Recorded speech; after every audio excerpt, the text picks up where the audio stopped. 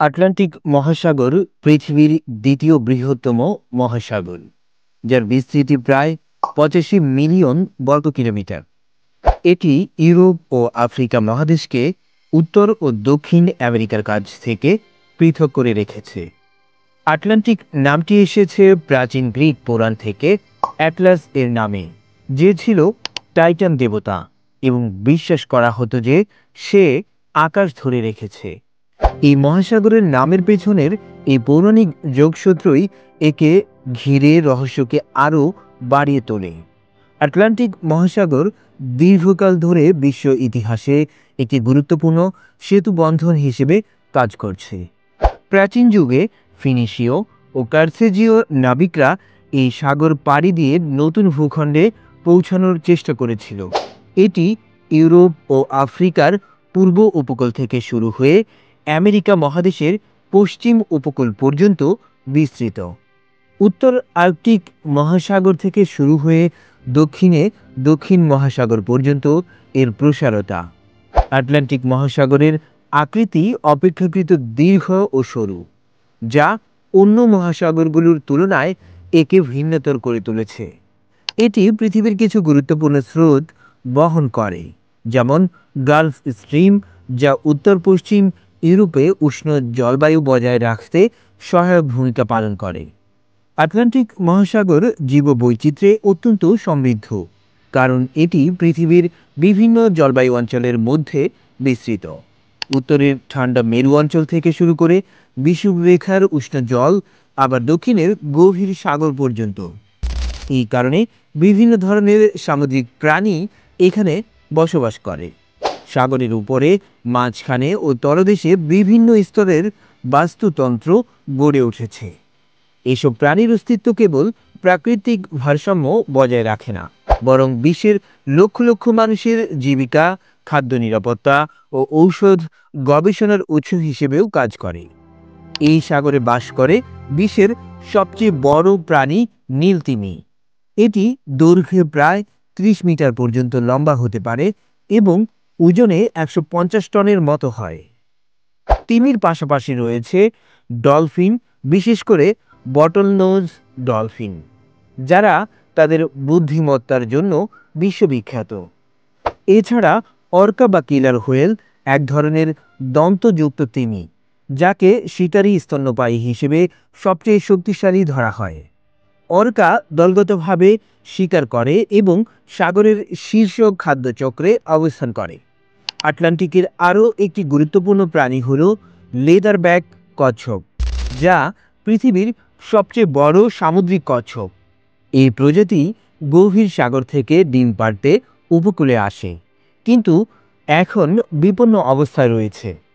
এছাড়া রয়েছে অসংখ্য হাঙর প্রজাতি, যেমন গ্রেট হোয়াইট, ম্যাকো এবং টাইগার শার্ক, যারা সাগরের খাদ্যচক্রের ভারসাম্য বজায় রাখে। অনেক হাঙর ধীরে বড় হয় ও দীর্ঘ সময় বেঁচে থাকে, ফলে জেলেদের অতিরিক্ত মাছ ধরার কারণে আজ তাদের অস্তিত্ব বিপদের মুখে। আটলান্টিকের একটি বিশেষ অংশ হল সারগাসো সাগর, যা পশ্চিম মধ্য আটলান্টিকে অবস্থিত। এটি সাগরের একমাত্র অঞ্চল যা চারপাশে স্রোতের মাধ্যমে ঘেরা, স্থলভাগ দ্বারা নয়।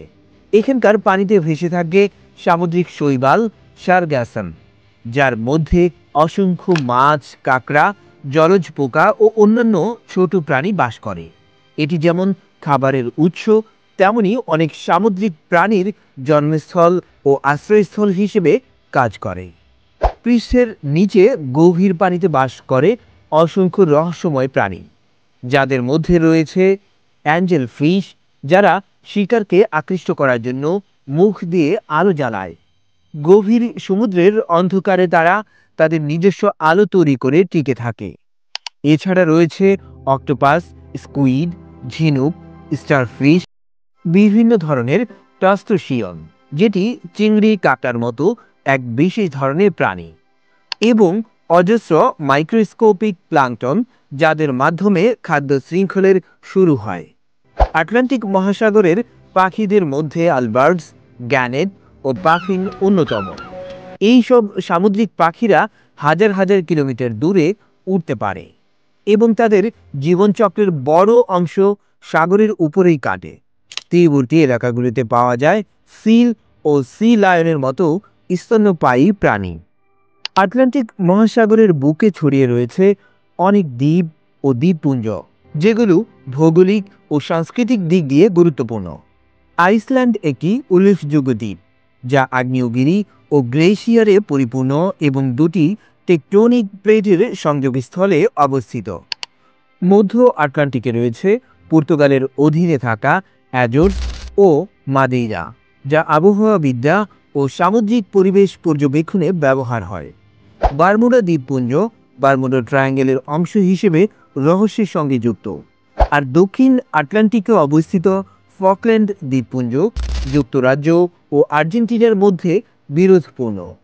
ক্যারিবিয়ান সাগরের পাশে থাকা দ্বীপগুলো যেমন কিউবা, হাইতি ও ডোমিনিকান রিপাবলিক ঐতিহাসিকভাবে দাস প্রথা ও উপনিবেশবাদের কেন্দ্রবিন্দু ছিল।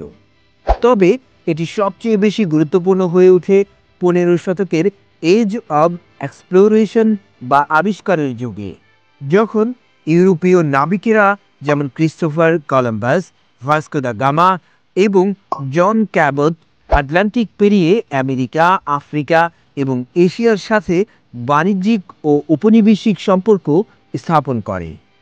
এই সময়ে আটলান্টিক হয়ে ওঠে ট্রান্স আটলান্টিক দাস বাণিজ্যের করুণ মঞ্চ, যেখানে লক্ষ লক্ষ আফ্রিকান দাসকে জাহাজে করে আমেরিকায় আনা হতো।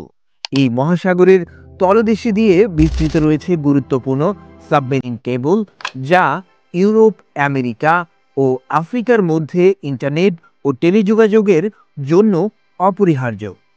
এই কেবলগুলো বৈশ্বিক তথ্য প্রযুক্তির মেরুদণ্ড হিসেবে কাজ করে। আটলান্টিক উপকূলে অবস্থিত গুরুত্বপূর্ণ বন্দর শহরগুলির মধ্যে বিশেষভাবে উল্লেখযোগ্য হচ্ছে New York, Lisbon, Rio de Janeiro, London ও ঢাকা। এদের অনেকগুলো শহর যুগে যুগে বাণিজ্য, উপনিবেশ স্থাপন ও সামরিক কৌশলের কেন্দ্রে পরিণত হয়েছিল। এছাড়া পানামা খাল এই মহাসাগরকে প্রশান্ত মহাসাগরের সঙ্গে সংযুক্ত করে দিয়েছে, যা বিশ্বে বাণিজ্য বিপ্লব এনেছে।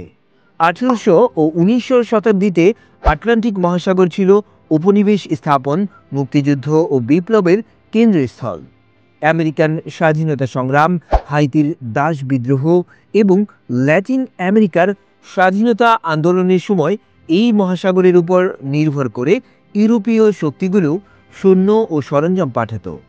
শিল্প বিপ্লবের পরে আটলান্টিক হয়ে ওঠে বাষ্পচালিত জাহাজের প্রধান পথ।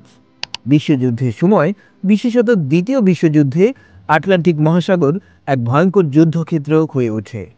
ব্যাটল অব দ্য আটলান্টিক ছিল জার্মান সাবমেরিন ও মিত্রবাহিনীর মধ্যে এক দীর্ঘস্থায়ী সংঘর্ষ, যার উদ্দেশ্য ছিল আটলান্টিকের বাণিজ্য পথ নিয়ন্ত্রণ করা।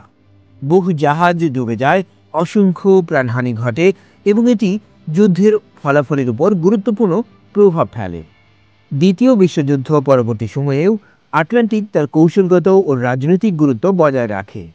1949 সালে প্রতিষ্ঠিত হয় ন্যাটো বা নর্থ আটলান্টিক ট্রিটি অর্গানাইজেশন, যার নামেই আটলান্টিক শব্দটির প্রতীকীভাবে ব্যবহার হয়েছে।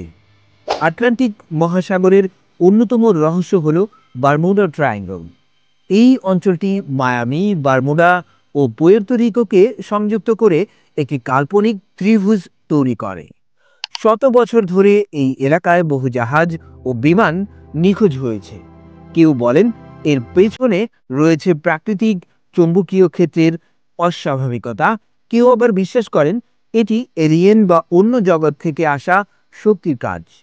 যদিও বৈজ্ঞানিক ব্যাখ্যা দিয়ে এইসব ঘটনার অনেকটাই খণ্ডন করা হয়েছে, তবে বারমুডা ট্রায়াঙ্গল আজও মানুষের কল্পনার জগতে এক রহস্যময় জায়গা হিসেবে রয়ে গেছে। গ্রিক দার্শনিক প্লেটো তার লেখায় উল্লেখ করেছিলেন, এই মহাসাগর এক সময় ছিল একটি উন্নত সভ্যতার দ্বীপ আটলান্টিস, যা একদিন আটলান্টিক মহাসাগরের তলদেশে বিলীন হয়ে যায়। প্লেটোর এই কাহিনী ইতিহাস না পুরাণ তা নিয়ে বিতর্ক এখনো চলছে। কিছু গবেষক এটিকে মিথ বলেই মনে করেন, আবার কেউ কেউ মনে করেন আটলান্টিসের বাস্তবতা ছিল এবং এটি কোনো প্রাচীন ভূমিকম্প বা সুনামিতে হারিয়ে গেছে। এই কাহিনী বহু সাহিত্যে, চলচ্চিত্রে ও গবেষণায় জায়গা করে নিয়েছে এবং আটলান্টিকের রহস্যকে আরও গভীর করেছে। তবে আজকের দিনে এসে এই মহাসাগরের জীববৈচিত্র্য হুমকির মুখে। অতিরিক্ত মাছ ধরা, প্লাস্টিক দূষণ, সমুদ্র তাপমাত্রা বৃদ্ধি এবং প্রবাল প্রাচীর ধ্বংস আটলান্টিকের প্রাণীকুলকে বিপন্ন করে তুলেছে। যেমন নীলতিমি এবং লেদারব্যাক কচ্ছপ আজ বিপন্ন প্রাণীর তালিকায় রয়েছে। প্লাস্টিক খেয়ে বহু সামুদ্রিক প্রাণী মারা যাচ্ছে বা অসুস্থ হয়ে পড়ছে। সেই সঙ্গে শিল্পবর্জ্য ও তেল দূষণ সাগরের নিচের বাস্তুতন্ত্রকে ক্ষতিগ্রস্ত করছে। তাই মানবজাতির স্বার্থেই এই সাগরকে রক্ষা করতে হবে।